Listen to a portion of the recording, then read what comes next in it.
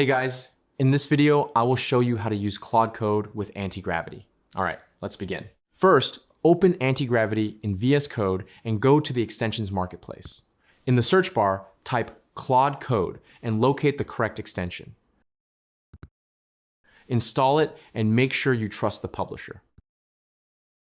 Once installed, enable auto updates to keep it running smoothly and avoid compatibility issues. After installation, ensure the extension is enabled. You should now see Claude Code available in the top right corner. Click on it to open the interface. From here, you'll need to log in using one of the available options, such as your Claude.ai account, Anthropic Console, or other supported platforms. Once connected, Claude Code will integrate directly into anti-gravity. The workflow becomes automated, where anti-gravity handles planning and task breakdown. So that's basically how you can use Claude Code with anti-gravity. That's it for this video. Thanks.